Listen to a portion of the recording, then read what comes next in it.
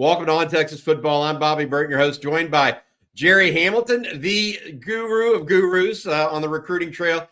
Gerry, I thought for Sunday morning before the Super Bowl here, we would talk a little bit about your trip through East Texas this past week. You made a good long journey from the foot of East Texas to the very top, right? Yeah. And saw some guys, a lot of them that the Longhorns have already offered, some guys that they might be interested in offering down the road. And I felt like it might be a good summation kind of to go down that whole trip. Start with where you started out in East Texas, and let's start there. I think you started at Lufkin. Is that accurate? I did. Yeah, I went to Lufkin on Tuesday afternoon. Obviously, great staff there. They've been there a long time, man. They've had a number of big-time Division I college players, NFL guys come through there. Most recently, a guy that people are familiar with, Jalen Polk, the receiver at Washington, who started his career at Texas Tech, transferred to Washington, will be a draft pick type of guy. Obviously, a lot of guys have come through Lufkin that play at Texas, but Zion Williams is the guy we're talking about today. He's a 4-star defensive tackle.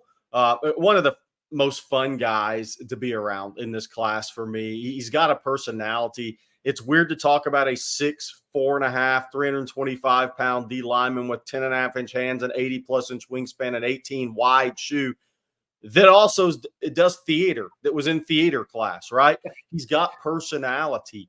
You have to what's interesting about him is you can't just recruit him as a football player. You have to recruit him as a guy with interests outside of football. So some of those guys, as you know, Bobby, you just go football full steam ahead. That's all they care about in their existence. Zion's pretty well-rounded guy. He has a lot of interests, and one of those is theater, and Texas is fully aware of that. But it's interesting that Sarkisian came through with Blake Gideon the week before Kenny Baker was hired. Then Kenny Baker came through, and my one takeaway from seeing him, Bobby, was how's Kenny Baker going to recruit? Well, Kenny Baker had a notepad that Zion noticed while they were, a few minutes into their discussion. And what Kenny Baker did was fire off rapid fire questions. And he just wanted Zion to give immediate answers, it sounded like, and without processing and thinking. Just answer, next thing, answer, next thing, answer, next thing. And Zion said that was intimidating in a positive way because nobody's ever done that with him before. But Zion Williams is going to be a 4-star prospect, top 300, 200, whatever he is in the country where the rankings shake out. He may not have the ultimate twitch athleticism, but he's got power and he's got intelligence. And he's a guy that has SEC size you can play over the ball. So if I read this the right way, based on our conversation, you think Texas, LSU, and then TCU, whereas Uncle Jamarcus Farland is the D-line coach, and A&M possibly, those 4 schools seem to be out front right now? I think those 4 out in front right now. I think A&M, Texas, LSU. I think he's going to play in the SEC, barring a change, unless Jamarcus McFarland can just pull the upset. I really think the bigger schools, the bigger atmospheres, all of that kind of, it really, he likes that. That appeals to him. Yeah. It appeals to him. And by the way, Bobby, with LSU, what he likes about LSU is he said it felt like the Piney Woods. And so he has the longest relationship with Bo Davis. So I think at Texas and LSU are ahead of A&M and TCU right now. Anybody else we need to be looking out for at Lufkin long term? Not on the radar right now. They have a couple of younger kids. They're skilled kids. We'll have to see where they're at. But nobody else Texas has offered or really shown a lot of interest in. Yeah, it's just interesting because Lufkin's always one of those schools that's got a player or two that you always kind of monitor on the way up. All right, next stop for you was? Tyler Chapel Hill. That was Wednesday morning. Obviously, Ricky Stewart, 4-star running back at Chapel Hill, who Texas offered on Junior Day on January 20th. Pretty much brought a tear to his eye. That, like, we talk about the dream offer all the time, and Texas fans are scarred by that for the last 15 years. I think it has more meaning now that you're winning again.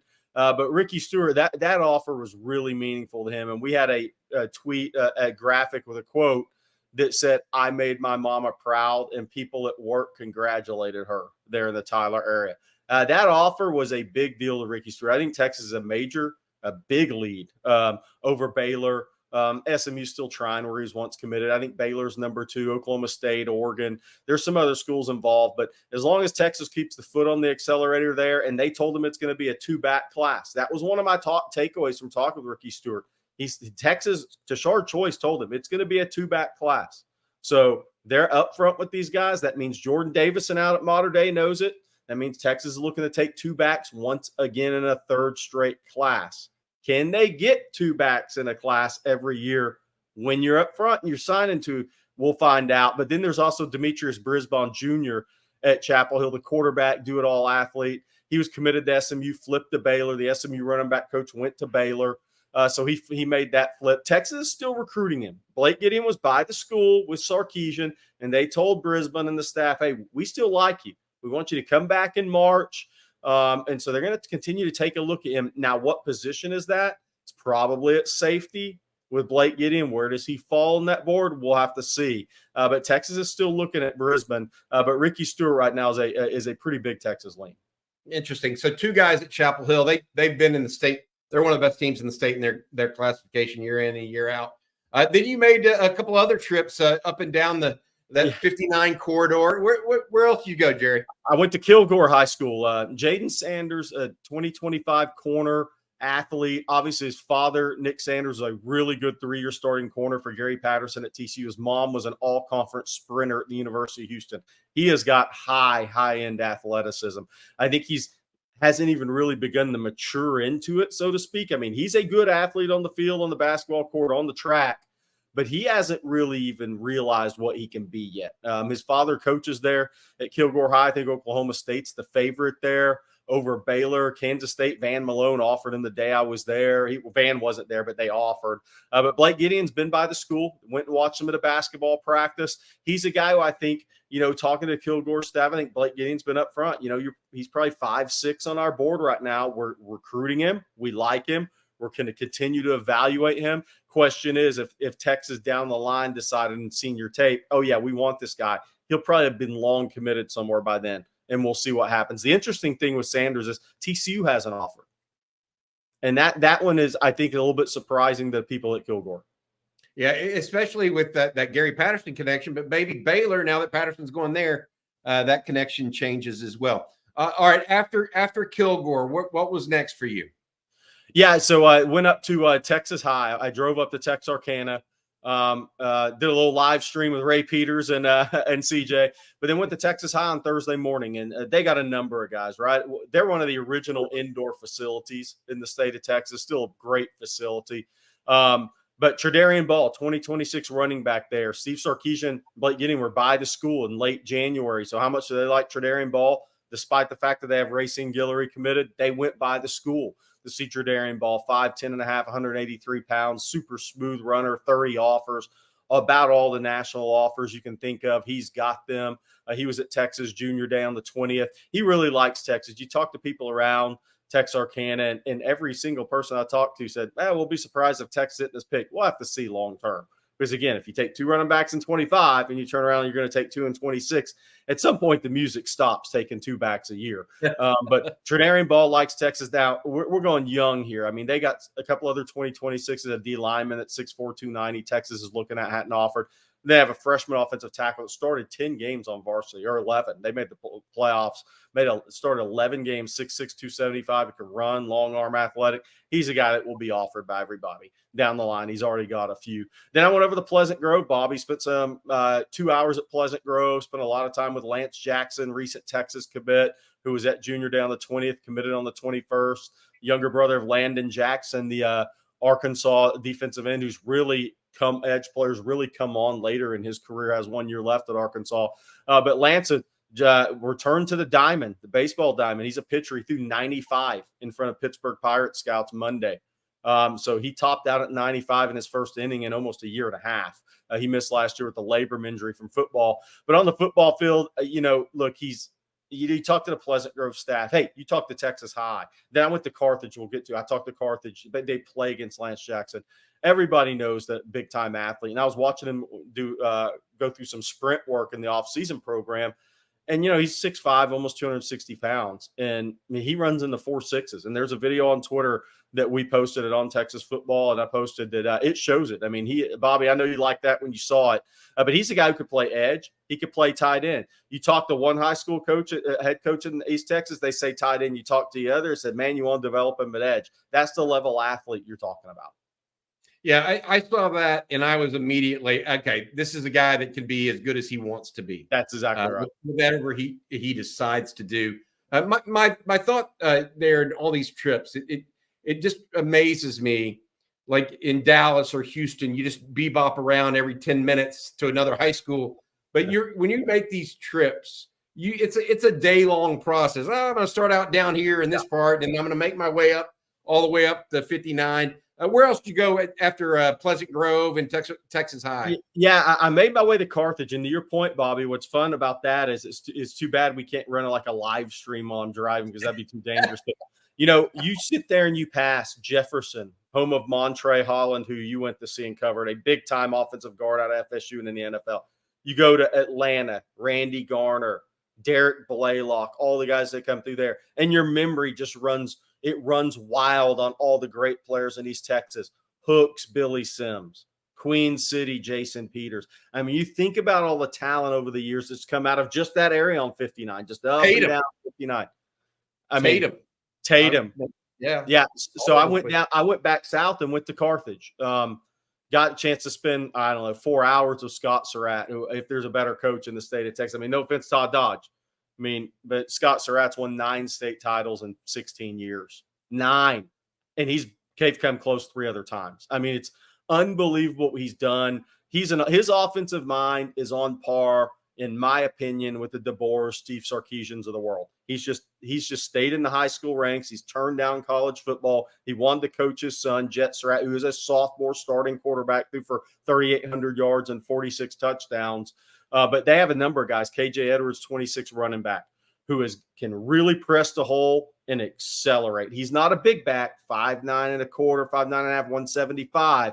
So he'll probably be a 185-pound guy. But, Bobby, he has got elite quickness to the edge and to the second level. They have a 2026 linebacker that Texas recently offered early February. They have a 2026 receiver coming off injury that's 6'3", 190. It's a big-time guy.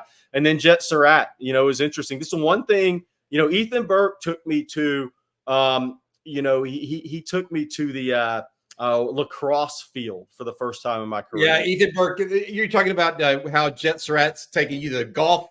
The first one you've been there for golf, huh? Yes. And he's Surratt's son. He has football offers from Texas Tech, Houston. AJ Milway's coming to watch him in May. He's coming to watch him throw. He is on the radar for Texas at quarterback. I don't want to say it. People are going to take this the wrong way, but I do get a little bit of Colt McCoy vibes with him. I really do. He's extremely accurate naturally. He's got unbelievable timing and anticipation. He's the undersized guy in today's college football. He's 6'1", 177 around. He's 145 pounds a year ago, Bobby, but he's got really good feet. He runs 4.7, but then in golf, that's his best sport. And he's a hell of a football prospect at quarterback to me. I mean, I think he's going to have 20, 25 offers. But I rode in the golf cart with Scott Surratt, and we just talked about state titles, all the players that come through Carthage, East Texas, watching his kid carry the golf ball 335 off the tee, 340. I mean, it's unbelievable how far he hits the ball. He shot 65 a couple of times this year already. He's a guy that has a bright future in golf, like on a long career level. But he's also got a future in football, and he wants to play college football. He wants to be a quarterback, and he wants to win state championships. But so it was great just to, talk to those guys. Whenever you talk to guys like, Coach Stanford at Texas High, Coach Gibson at Pleasant Grove, and Coach Surratt there at Carthage, they've seen all these guys. They've seen all the guys Texas has recruited and offered. So it was great to talk to all those guys, see all those guys. And you go down memory lane. My dad coached at Nacogdoches for a few years, and I was a little ball boy running around there trying not to get knocked out. But all the great players, Bobby, that you've seen come through East Texas, I've seen come through East Texas. I think there's a little uptick in the 25 and 26 classes in East Texas. Another school around there, that little corridor, Henderson. Yes. Another school that had, I just remember going up and down that way, and you could Oh, literally. Who was the tight end that went to Ohio State from Henderson? Ricky Dudley played in the NFL. Yeah, also a great basketball player. Yep. Rusk has had players. Larry Walker. Yeah. DeMarvion Overshown at Art recently, guys. Texas fans, the younger Texas fans know. I mean, and that doesn't include the Tyler schools or the Longview schools. Brandon Jones at Nacogdoches, who has a rare prospect, right? And it was just interesting. You go down there, Jermichael McFinley, Dieball, two-sport star. His stepbrother, Javarsky Lane at Lufkin, goes to A&M.